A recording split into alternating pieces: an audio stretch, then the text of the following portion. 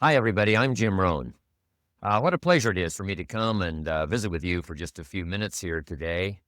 Uh, Tell you briefly a little bit about my story and share some ideas that might be beneficial.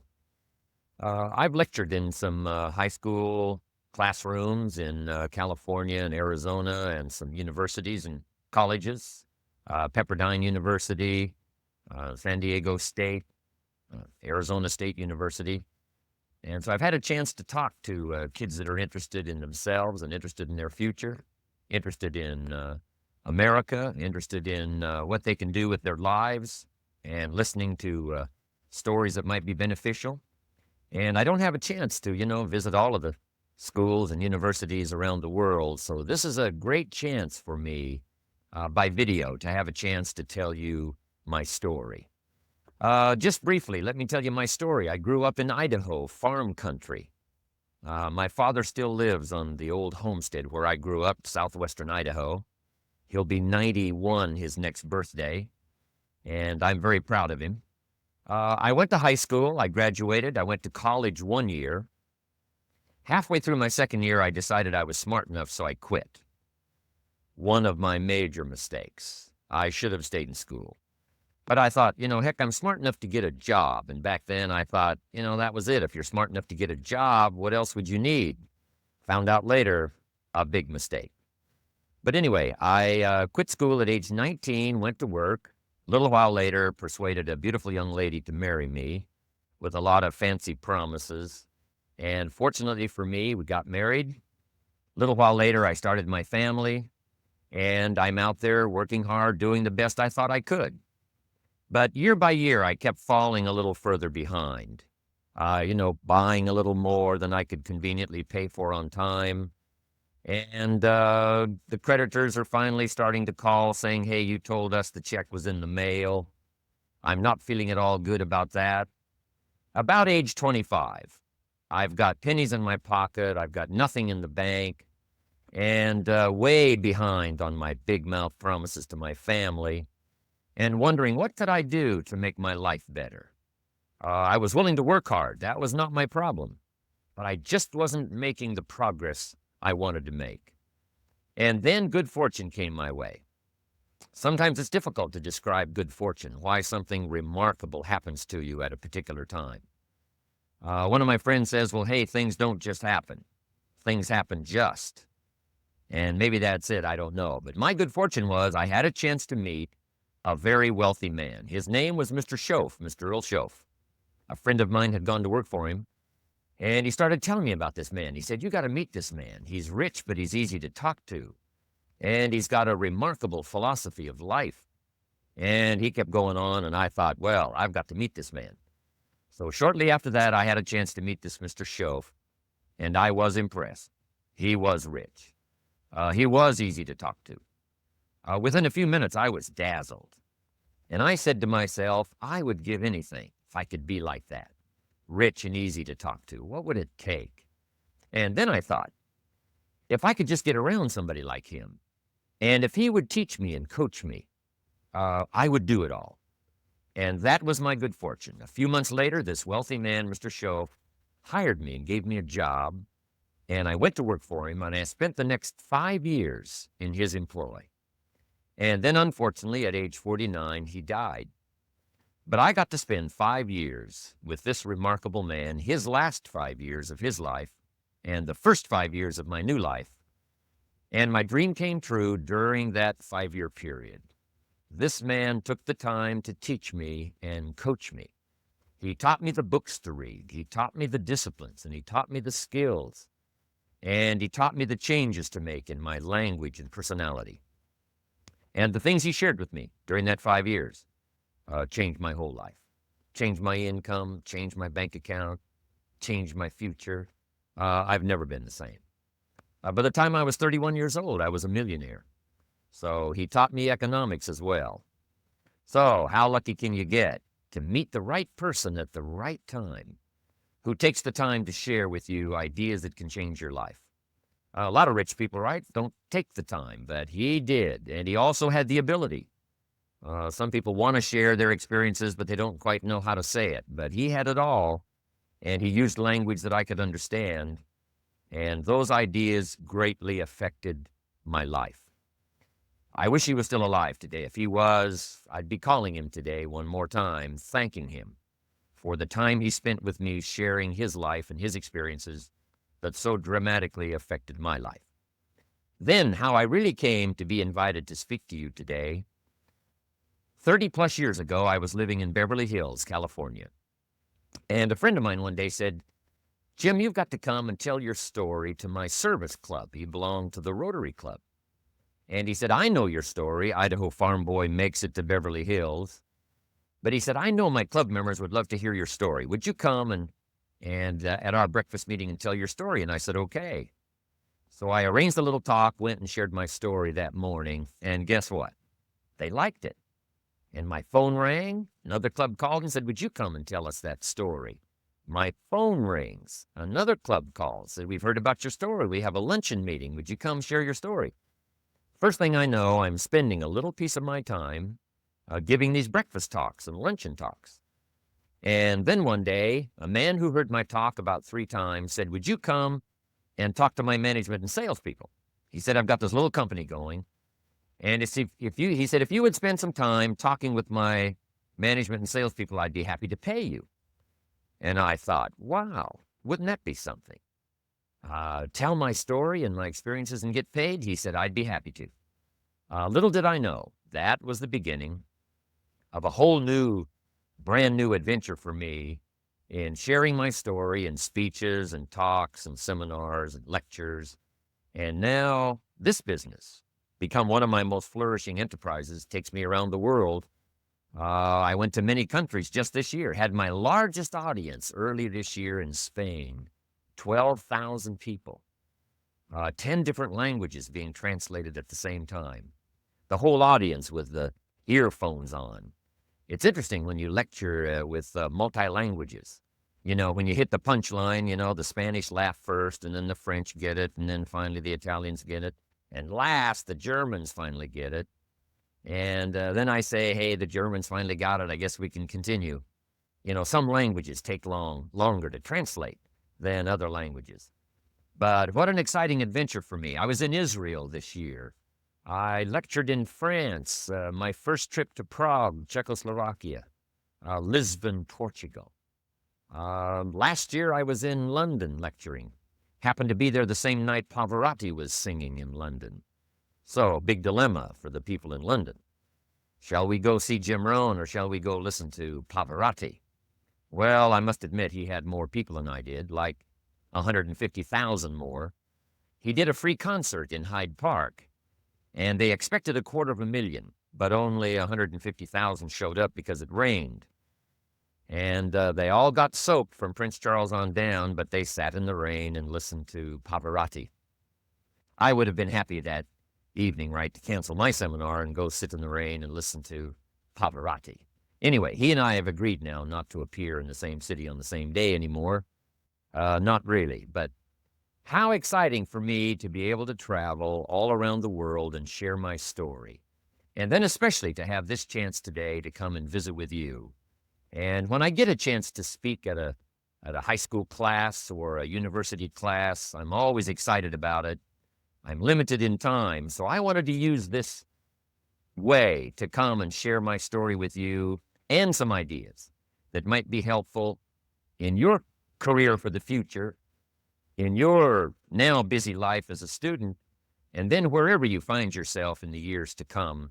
Some of the things I'm going to share with you, I want you to remember for a long, long time, because the ideas I want to translate for you drastically affected my life.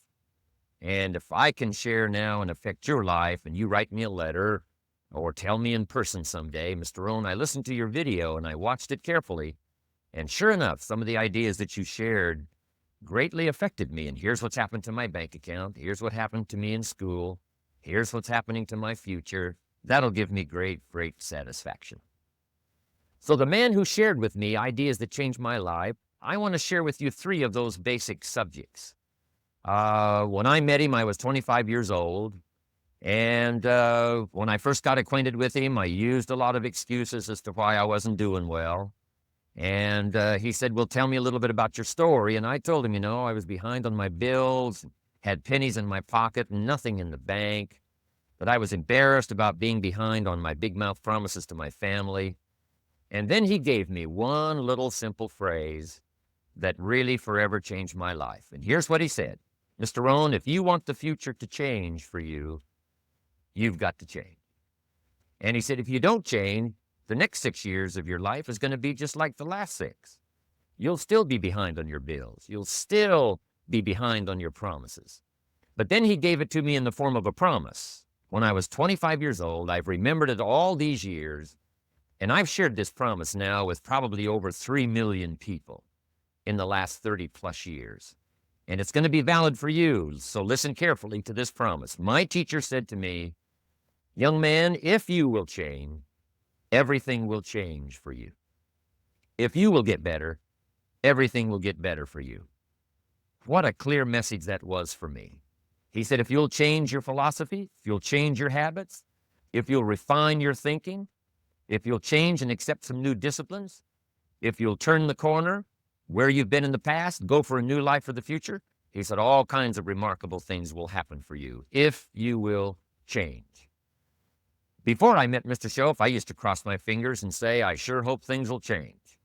I was hoping the government would change and the tax structure would change and that my boss would change and pay me more money.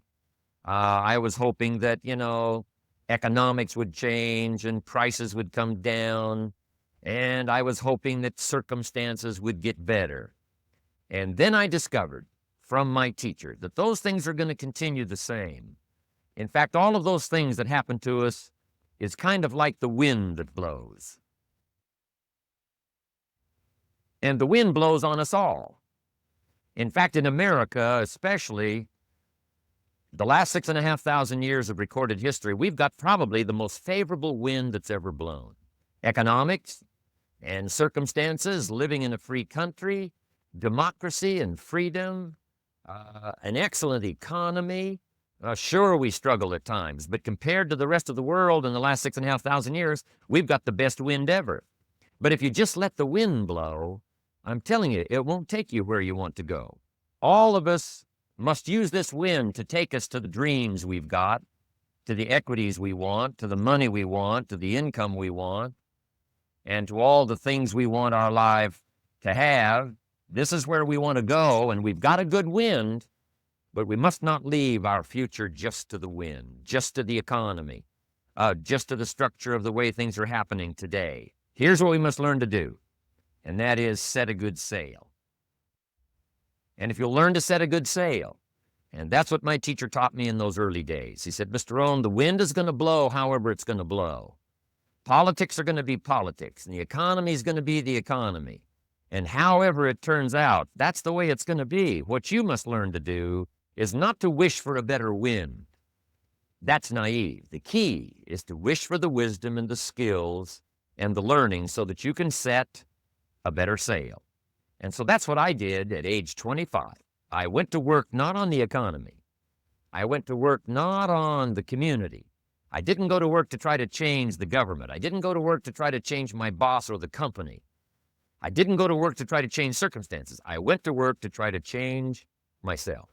And I picked up that promise. My teacher shared with me that if I would change, my income would change. If I would change, my bank account would change. If I would change, my future would change. And sure enough, his promise came true for me. The first 6 years of my economic life, I wound up broke. Those pennies in my pocket, nothing in the bank, behind on my promises. The second 6 years of my economic life, I wound up rich. But interestingly enough, the second 6 years of my economic life, the government was about the same and the economy was about the same. The companies were about the same. What they paid was the same. Circumstances around me were the same. My negative relatives were the same. But I was not the same. That's how my life changed. And that's how things started working for me, changing my life all those years ago. So that's what I wanted to share with you to begin with. This beginning of what Mr. Schoaf shared with me, that if I wanted my life to change, this was what I was going to have to do. And so he broke it down into 3 subjects that really made an impact on my life, and I want to share those with you. The first subject he called personal development. And the second subject he called setting goals. And the third was how to become financially independent. And I'd like to give you just a few clues from those three major subjects that so dramatically affected my life. And let's get started. The first one is personal development. Now, in illustrating personal development, Mr. Shelf, my teacher, started with money. You know, money's not the only place to start in talking personal development, but it's where he started, so let me share the thoughts he shared with me back then. Let me share them with you. Here's the best lesson I can give you on economics. It's very simple. We get paid for bringing value to the marketplace. That's about as simple as I can put economics. We get paid for bringing value to the marketplace. Now, it takes time to bring value to the marketplace. However, we do not get paid for time. So we cross that out. Mistakenly, the man says, I'm making about $20 for an hour. Not true. If that was true, you could just stay home, right? And have him send your money. So that's not true. We don't get paid for time. We get paid for value brought to the marketplace. Now, since that's true, here's one of the key questions of my talk to you today. Is it possible to become twice as valuable to the marketplace and make twice as much money in the same time? Is that possible? The answer is yes.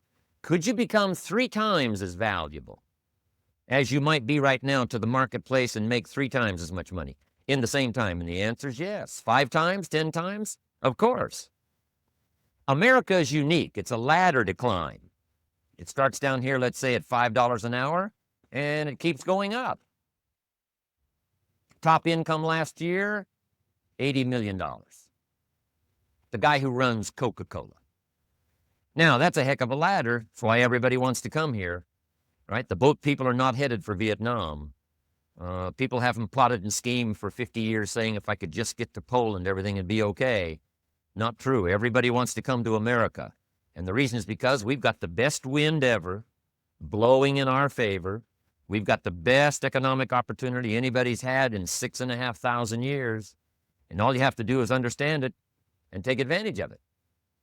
Now, there's some key questions to ask here. Why would the marketplace pay someone only $5 an hour? Very simple answer. They're not very valuable to the marketplace. Now, we must underline to the marketplace. This person might be a very valuable brother. Yes. Member of the family, valuable. Yes. Valuable member of the church, of course. Valuable citizen of the country? Yes. Valuable in the sight of God? No doubt. We're all of equal value in the sight of God. But if you're not very valuable to the marketplace, you don't get much money. You say, well, it shouldn't be that way. Well, then you got to start your own country. You know, this one's been in process for 200 years, and this is the best we've been able to come up with so far. But here's the key. You don't have to stay here. Now, there was a big debate in Congress last year that this $5 was not enough, should be 6, should be 6, should be 6. But we don't need legislation. 6 is already on this ladder. The next step up. You know, if you work for McDonald's, they'll pay you $5 an hour to take out the trash. If you whistle while you take out the trash, they'll pay you $6 an hour. So we don't need that legislation. You just need to take lessons on how to whistle. Have a good attitude. Now, as you begin to climb this ladder, why would the marketplace pay some people $50 an hour? Answer, evidently, they must be more valuable to the marketplace. 10 times more valuable. And is that possible for someone to be 10 times more valuable and earn $50 an hour instead of 5? And the answer is yes. That's what America is all about. Now, why would the marketplace pay some people $500 an hour? Evidently, this person must be much more valuable to the marketplace. That's what's important to understand, to the marketplace. And would the marketplace pay one person $80 million for 1 year's work? And the answer is, of course. If you helped a company make $1 billion, would they pay you $80 million? I'm telling you, it is possible. And that's why America is so exciting. That's why this financial ladder is so exciting. It's possible for all of this to come true for all of you, no matter where you start. As a student in school, just getting started out there in the workplace, this is all possible for you. Now, Mr. Schoaf gave me the clue on how to climb this ladder as high as I wanted to climb. Now, we're talking primarily economics here. There's a lot of other ways to become valuable to your family, valuable to your friends, valuable to the community, valuable to the team, right? Valuable to the team effort, valuable to the concert. But here's what he said to me. In climbing this ladder economically, all you have to do is work harder on yourself than you do on your job. Once I heard that, it made sense to me. I kept hoping that everything else would change around me, found out that if I went to work on myself, worked on my skills, worked on my language, if I became better than I was each year, if I grew in skills and language and vocabulary and competence, then I would become attractive to the marketplace. Not very long ago, a company called me and said, Mr. Rohn, we're expanding internationally. We'd like to have a bit of your expertise to help us. Would you give us a bit of your time? We'll add some millions to your fortune. And I said, okay. And I thought later, isn't that interesting? They would call me. Then my second thought was, of course they'd call me. Who else would they call? I can get the job done. Now, what a contrast for me, farm boy from Idaho, raised in obscurity, parents of modest means, broke when I was 25. How come I would get a telephone call and someone offer me a lot of money to help them in expanding around the world? Simple answer, evidently. Something happened to me between age 25 and where I am today. And I can tell you where it all started. From my teacher, Mr. Schoaf, who said to me, we don't have to change what's going on out there. That's the wind that's blowing. All we have to do is change what's going on in here. And now there's several ways to do that on personal development. And let me give you those ways. Here's the first one. We must learn from personal experience. Pretty simple. Learn from what happens to you. Take a look back over the last few months. Did you make some mistakes? How could you correct those for the future? Take a look back over the last year. Have you done it right or done it wrong? Let's correct it for the next year. Learn from your personal experience. Mr. Schoaf asked me when I first met him, he said, Mr. Rohn, how are you doing? You've been out there now 6 years. And I said, I'm not doing very well. He said, I suggest you not do that anymore. What a simple, swift analysis to my situation. He said, if you keep doing it, the next 6 years will be like the last 6. You don't want that to happen. Let's make the changes. So learn from your personal experience. Now, here's number 2, why I came to share this video experience with you today. And that, I call it OPE, other people's experiences. That's me, other people. That's your teacher, other people. That's your friends and colleagues, other people. The people you meet that can pass along to you their experiences, what's happened to them, the mistakes they made, how they corrected them, how they changed their health and changed their bank account and changed their income and changed their future.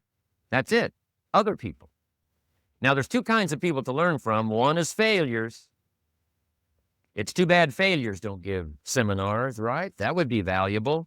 Bring your notebook, have them tell you how they lost it all and threw it all away, threw their health away and threw their friendships away and things didn't work out well. That would be valuable. But now then we must also learn from positive people that have done well. They've got the health, and so we ask them, how did you become so healthy? They've got the skills, so we ask them, how did you become this skillful? They've got the income, so we ask them, how did you get here in such a short period of time? So now here's what's important in personal development. In learning from other people, we learn, number 1, by observation. We learn what we see. We watch people that are successful in what they do. In sports, we watch their disciplines. In business, we watch their disciplines. By observation, what we can see. The reason I created this video was something that you could see someone's experiences translated for you. Second, we learn by what we hear. I've got some of my lectures on cassette tapes, so you can take them with you wherever you go and learn by listening. Turn your car into a mobile classroom and listen. And then listen to the sermon on Sunday morning. Listen to the lectures. Listen to the teacher. Listen to someone who's got something good to say. And then number 3 is vitally important on personal development, and that is read all the books you can possibly read in your lifetime. Mr. Schoaf got me started on my library. I've got one of the better libraries. Haven't read everything in it, but I feel smarter just walking in it. My library. At least I was smart enough to buy it. Now I got to be smart enough to read it. And then, of course, I got to be smart enough to decide what's valuable and then do it. But this one is very important. Become a good reader. Some books that helped change my life. Mr. Schoaf recommended, of course, the Bible. And my parents made sure I was a pretty good scholar by the time I was 18.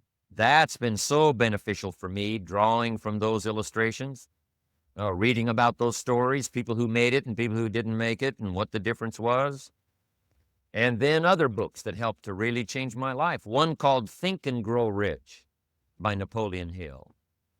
And then a book that helped me become financially independent by the time I was 31. And that book is called The Richest Man in Babylon by George Clason. And I'm going to share a little bit of that book with you when I get to financial independence today, our third subject. But I started reading the books, attending the classes, making sure that I got in front of people that had something good to say. And then I started keeping a journal. One of the major things my teacher taught me was to keep a journal. He said, don't trust your memory.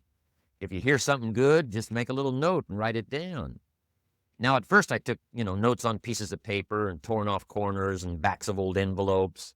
And it didn't serve me well, thrown in a drawer. Then I learned to keep a journal, a bound copy of all my notes. So I would suggest you do the same. Things that impress you, a poem that impresses you. When you attend a class, some of the ideas that impressed you, jot them down.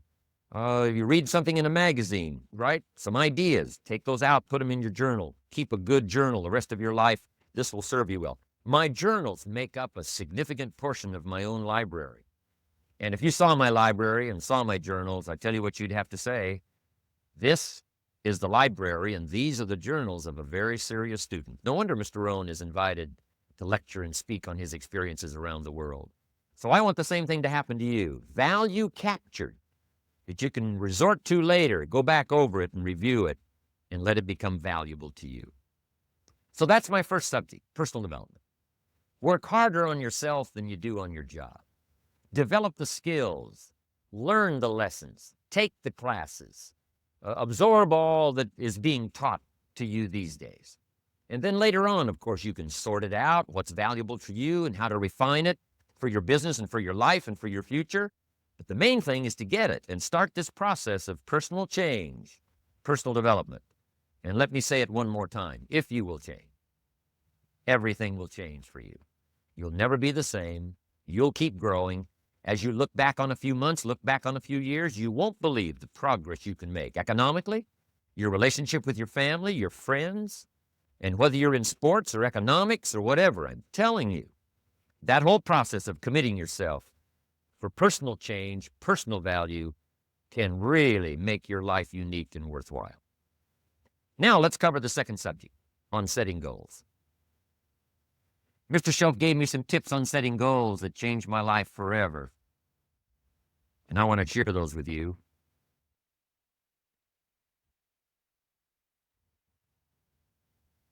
So let's talk about setting goals. And I also want to tie it to personal development. And you'll see how I'm going to do it as I progress here. Setting goals. We need to take a look into the future. There are 4 things to consider in terms of attitude. One is how you feel about the past. Best advice I can give you on that is treat the past as a school. Let it teach you the mistakes you've made, the things that went wrong, the things that didn't work. Don't use the past as a burden to carry, and don't use the past as a club to beat yourself to death. past losses, past failures, past mistakes. But let the past be a school. Tough school, maybe. We've all been through some tough stuff. So if you feel good about the past, draw from it for experience and let it teach you. Then next is how you feel about the future. We've got to have the future well designed. The future is called the promise. And here's what we teach in our leadership series. The promise of the future can be an awesome force for your own future. The promise of the future, designing the future. There's two ways to face the future. One is with apprehension, and the other is with anticipation. I promise you, in my travels around the world, most people face the future with apprehension. And here's why. They don't have it well designed. They've sort of left that up to someone else to fix. But here's the best way to face the future, with anticipation. And you can face the future with anticipation if the future is clear, if the future is well designed. And I would like to have you consider some thoughts with me that help me to really change my future by giving it some thought and some consideration. And here it is. In setting goals, it's very simple. Number one, decide what you want. You just take a little time. You sit down and say, what do I want? What kind of skills do I want? What kind of income do I want for the future? What would I like? Where would I like to go? Places I'd like to visit. Habits I'd like to acquire. Skills I'd like to have. You just take a little time to think about what you want. Economics, friendships, people you'd like to meet, places you'd like to go. You just take some time. And then I suggest, when you've thought about what you want for the future, make a list. Just jot it all down. It's really a very simple process. And then here's number 3. Keep all the old lists. I'm telling you, this served me so well, keeping my old list of goals. I look back now 10, 20 years ago at goals I set, lists I made, and I smile now because here's what I thought was so important, 20 years ago. Now some of those things aren't even on my list. I've got a new list. I've grown. I've changed. I've matured. But I give you that advice. Decide what you want. Number 2, write it down. Number 3, keep the old lists. And then here's number 4. When you get something that's on one of these lists, check it off. Part of the fun of having a list is checking it off. And then if you can add some drama to checking it off, see, that's what really helps. I set a goal to go to Spain many, many years ago. And when I finally made my first trip to Spain, I had that journal with me that had that list in it. And while I had my journal on my lap, waiting for the wheels to touch down in Madrid, I waited until the wheels touched the runway, and I checked it off. Just adding a little drama. So, part of the fun of having a list is checking it off. Now, here's what's important about the lists and designing your future. If the future gets clear, the price gets easier. Because you got to remember, for every promise, there's a price to pay. Everybody's got to pay the price. Everybody's got to do the deal. Everybody's got to do the disciplines. Everybody has to pay. But here's what I've discovered. If the promise is clear and powerful, the price is easy to pay. The price is some classes. The price is a few books. The price is a few disciplines. The price is finding something that'll make your life better, make you grow, make you change, make you develop. So the first part of the key is to design the promise. Then, what is the price to pay? I'm telling you, the price will be easy. Anybody in my audience can pay it, no matter where you are, where you come from. Color doesn't matter, religion doesn't matter, where you grew up doesn't matter, circumstances don't matter. I'm telling you, if you'll make the promise of the future clear for yourself, the things you want, the places you want to go, the things you want to have, the person you want to become, the skills you want, the homes you want, the future you want, the friends you want, all of the values of life that you could possibly want. If you'll make that clear, make those lists, and be serious about it, I promise you it's an easy price to pay. Anybody can pay it. And the best advice I can give you is, if I can do it, you can do it. Farm boy from Idaho, raised in obscurity, I changed my life, turned it upside down, turned it all around, found economics, found future, found promise, and if I can do it, you can do it. So, start setting your goals and see if you can't get a better excitement going for the things you want to accomplish for the future. Now here's my third subject, and that's called financial independence. Oh, by the way, before I get to financial independence, let me cover one more point. One of the major reasons for setting goals is for what they make of you in achieving them. My teacher advised me when I first got started at age 25. He said, Jim, why don't you set a goal to become a millionaire? He said, it's got a nice ring to it.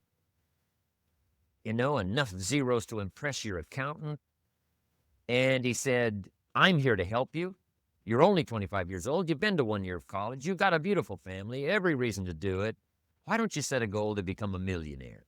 And he said, here's why. And I thought, he doesn't need to teach me why. Wouldn't it be nice to have $1 million? He said, no, then you'll miss it. He said, here's why. For what it will make of you to achieve it.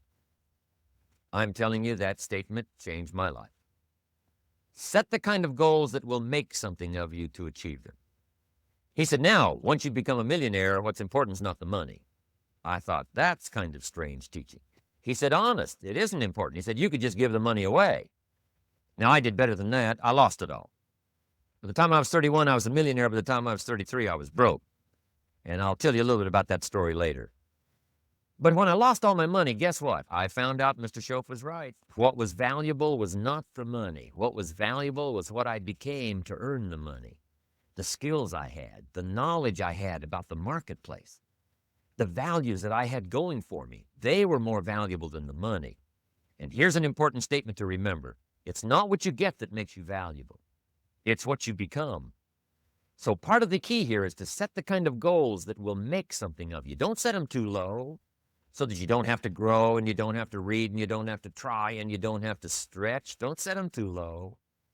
And then don't sell out. Don't go for something that's going to cost you your virtue or cost you your values or sell out your principles. There's a good middle road here to follow. Goals that will inspire, goals that will help you grow, change, develop, and become better than you are. Okay, now let's talk about financial independence. How to become rich by 40, 35 if you're extra bright, much sooner if you find an opportunity like I did. Let me show you how I did it. Financial independence. First of all, I like the phrase financial independence. Some people are a little bit concerned about using the word becoming rich or becoming wealthy, and I can understand that. I struggled a little bit with this. Is it okay to go for becoming rich, go for becoming wealthy? And maybe that's a bit too strong a word or strong a term. So here's what I've come up with that I think is comfortable for me, and that is how to become financially independent. I think it's every person's heritage here, especially in America, to become financially independent. Now, let me give you my definition of financial independence. Financial independence is the ability to live from the income of your own personal resources. Financial independence. Now, it depends on how you want to live. If you need $2,000, $3,000 a month, if you need $4,000 or $5,000 a month, if you need $10,000 a month, some people may need, $100,000 a month. But whatever you would need to live, and you could earn that living from the income of your own personal resources, that's what I call financial freedom, financial independence. And let me show you how to acquire it. If you start at age 15, between ages 15 and 35 is 20 years. And in my personal opinion, based on my own studies and my own experience, 20 years, in my opinion, is enough time to become financially independent. If you're not, you don't live in the wrong country. Probably what's happened is you have the wrong plan. And it's easy to be a nice person with the wrong plan. I found that when I was 25 years old. I was broke at age 25, and I was a nice guy. You would have liked me. But I'm telling you, my plans up until then, especially my financial plan, left me broke. I totally changed it the next 6 years, and I became financially independent. So I know what I'm talking about. It is possible in a reasonable amount of time, 15 to 35, whatever, 20 years time, enough time. You can do it in a much shorter period of time, like I did if you want to. But this is a reasonable enough time. But here's number one. First of all, you got to have the right philosophy. Philosophy is our ability to gather knowledge and sort through it and decide what's valuable. To develop a philosophy about life, a philosophy about our health, a philosophy about our family relationships, a philosophy about economics. And if you develop the right philosophy, that's what helps to set this sail so that in 6 years it takes you where you want to go instead of winding up like I did that first 6 years of my economics, broke, no money, empty bank account. The right philosophy. Now, let me give you a couple of philosophies to consider. Here's the first one. It's called the philosophy of the poor. And here it is. Poor people usually spend their money and invest what's left. That's the philosophy of the poor. Now, here's the philosophy of the rich. Rich people invest their money and spend what's left. And here's the startling answer. It really doesn't matter what the amount is. What's most important is not the amount. What's really important is the philosophy. So I would ask you to adopt this philosophy of spending after you have invested. Invest first, then spend. And I've got a little formula that I'm going to share with you. Now, what should a child do with $1? I mean, there's a lot of debate going on, I'm sure, across the country on what a child should do with $1. Here's one opinion. It's only a child and it's only $1. What difference does it make? Well, in my opinion, it makes all the difference in the world. A person's economic future starts with a child with $1. Somebody says, oh, no, you're only young once. Let him spend it all. Well, when would you hope that would stop? Somebody says, well, wait till he's 50 and broke like me and then he'll learn. Well, no, we don't want to wait that long. If I would have known earlier than age 25, I would have changed.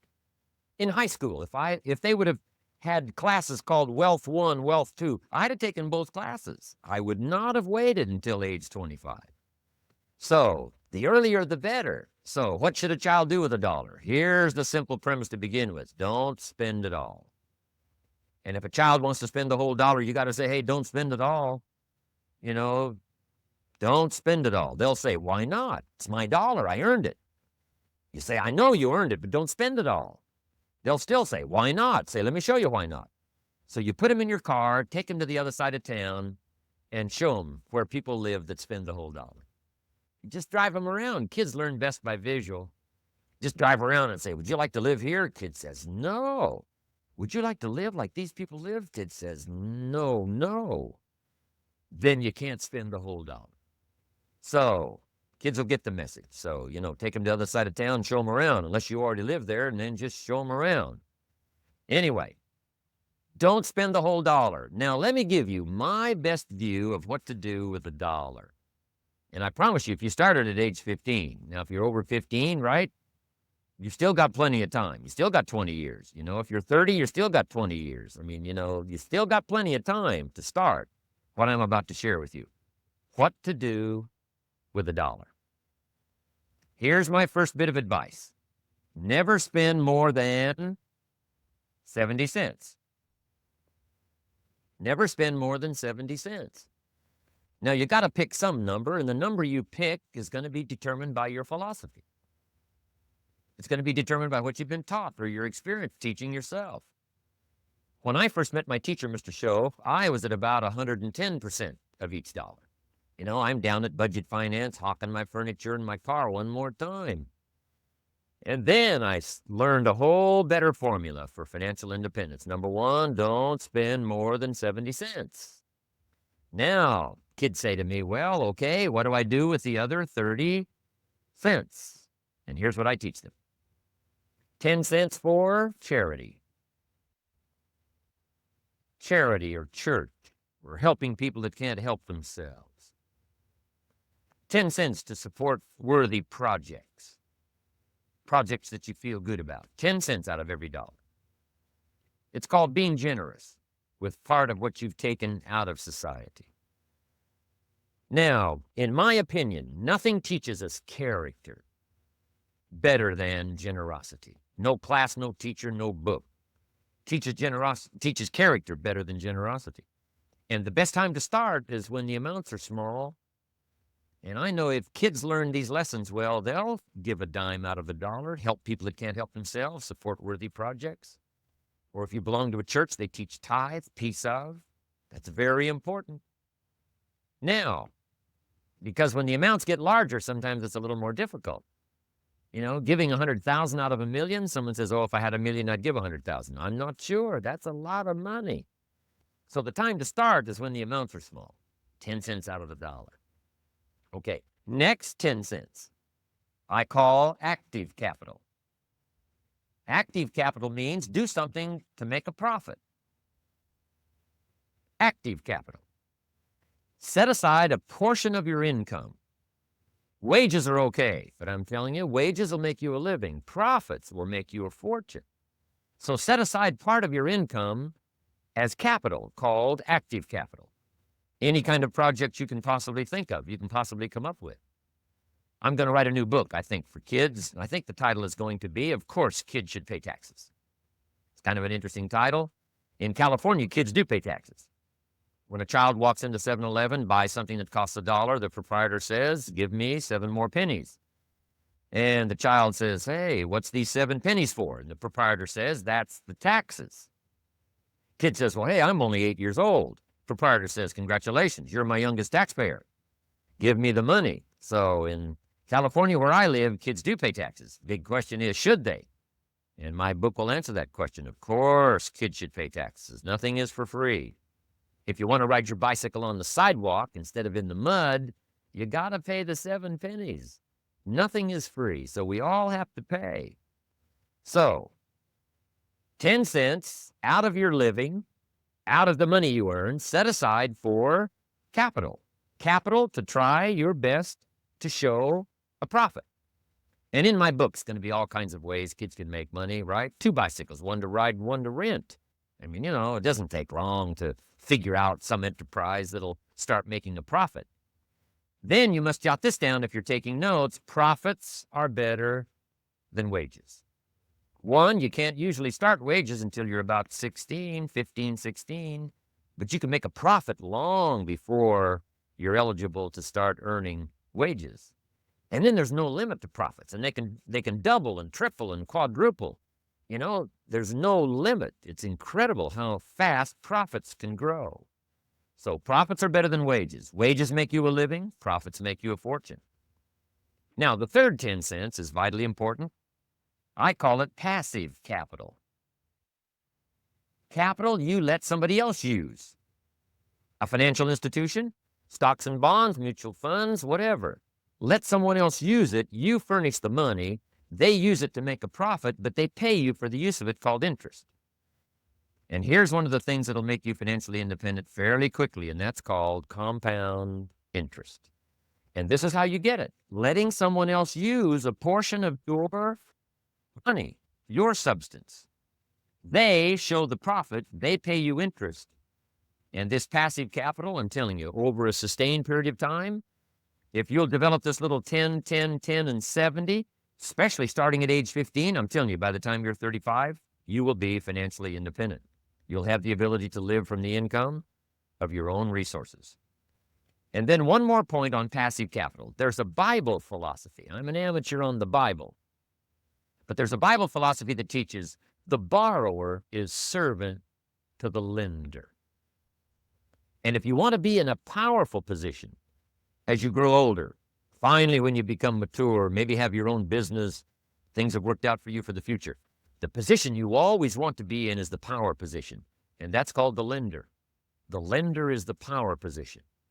So if kids learn early enough, and then you ask them what they'd like to be when they grow up, I'm telling you, once they understand, they'll say, well, one of the things I want to be is one of those lenders.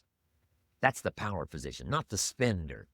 No, you'll be pitied the rest of your life if you just become a spender. You got to become a lender. And I think this is one formulas to follow. 10 cents out of every dollar. Let someone else use it. Be the lender, power position. Then try to show a profit. Can't we teach our children how to take $1, search the neighborhood, find a broken wagon, pay $1 for it, bring it home, clean it up, sand it until it's clean, paint it red till it shines, straighten out the wheels till they're true, take it back to the neighborhood, sell it for $5? Anybody can do that. Now, does the child deserve $4 profit? And the answer is yes. Society now has a mended wagon. And that's what America's all about. Finding something, touching it, making it better, making a profit, taking part of your resources, helping people who can't help themselves. Let someone else use it to make a profit. Some projects require more capital than one person has. Exciting. And then let them pay you for the use of it. America's had this philosophy now all these years. Communism has taught all these years capital belongs in the hands of the state, not in the hands of the people. We've been teaching all these years capital belongs in the hands of the people, not in the hands of the state. And we turned out to be right. Capital in the hands of the kids, capital in the hands of the people. Enterprises that make a profit, enterprises that grow. It's the hope of our future. So that little simple formula, I hope, will help you. Now, one more key on financial independence, and that is attitude. Attitude. Here's number one. I used to say, I hate to pay my bills. My teacher straightened me out on that. He said, let's see, Mr. Rohn, what you hate to do is pay $100 on an account and reduce your liabilities and increase your assets. I said, well, no, not if you look at it that way. He said, well, it all depends on how you look at it.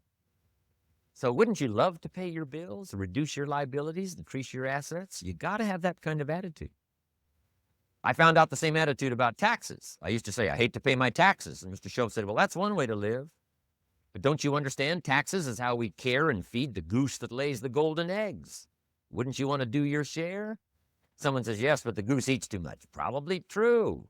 But hey, we all eat too much. We all need to go on a diet. Better a fat goose than no goose. So I finally became a happy taxpayer. Now, I think taxes are too high, so I'm working to get taxes lowered for our economic future. But then whatever they turn out to be, I gladly pay, do my part, because that's what makes the whole system run, each of us doing our part. Now, I want these three subjects to be valuable for you. I want them to have meaning for you. I want you someday to be financially independent. I want you to have the personal development so that you feel good about yourself. If I had a chance to meet you someday, I'd like to have you show me the list of goals that you got started and say, Mr. Rohn, here's some I've already checked off. Here's the books I'm reading. Here's what's happened. I'm developing the skills. I'm better this year than I was last year. I've got more self-confidence. My skills are developing. That's what I want for you, and that's why I took the time to come and share in this video message with you. I do seminars all around the world, but this is one way that I can reach out and touch you in case you can't come to my seminars, wherever I am. Maybe this video will reach you somewhere, and it'll have an impact on your life. And what I'd like to do is later hear about it, a letter, phone call, or to have a chance to meet you in person. And now I'd like to leave you with these 4 questions called Questions to Ponder. These questions were valuable for me, and I want to make them valuable for you. Here's the first one. Why? We all ask why we should work this hard. Why take that many classes? Why go to school that many years? Why take the notes? Why read the books? Why work that hard? Why put yourself through the push-ups and the disciplines? Why? Good question, why? Best answer to why, I think, is the second question. Why not? Why not see how many books you can read, how many classes you can take, how many skills you can develop? Why not see how valuable you can become to the marketplace and to your friends and to your family? Why not see what you can make of yourself? Why not see how far you can go, how much you can see, how much you can earn, how much you can share? Why not? That's the heritage all of us have, in America especially, is to see what we can make out of our lives now that we've been given this extraordinary opportunity. Now, my third question I'd love to ask you in person. But since I can't do it in person, I want to ask it of all of you. But I want you to take it personally. And my third question is, why not you? Why not you? With good self-esteem. Why not you starting to change and setting goals? Why not you starting to make progress toward financial independence? If I can do it, you can do it. I wished I had a lot more testimonials here today besides mine. A whole steady stream that would come by and tell you their story. Someone who started with nothing, finally run a big enterprise. A mother who was on welfare, now she owns her own business. in addition to my story. I wish I had a lot more. And if all of them told their story, guess how they would probably wind up their story? They'd probably say, just like me, why not you? If we can read, you can read. If we can change, you can change. If we can figure it out, you can figure it out. If we can turn it around, you can turn it around. There isn't anything you can't accomplish. That's what those testimonials would say. And so I want to say it to you personally. Why not you? You've got the brains. You've got the stamina. You've got the vitality. You've got the interest. You've got your life ahead of you. You've got the future. You can do it. If anybody can do it, you can do it. If one of us can do it, hey, we all can do it. And now here's my last question. Why not now? This is a good time as the 20th century starts to wind down, a few more years as we get ready for century 21. What a good time to set your goals, work on yourself, work on your skills. What a good time to get it together. What a good time to start this process. Personal development, growing, changing, developing, having a good plan for your money and for your life and for your future. Why not now? And I hope I have a chance to see you one of these days and share with you the experience, the reaction, the response you might have had from my message today. And until I get a chance to see you on this side of the world or the other side of the world, in some school or some seminar, or maybe I'll come and speak for a company that you work for someday, I hope I get a chance to meet you. Until then, I wish you the best. I want all that I've gotten to be yours and much, much more. God bless. Goodbye.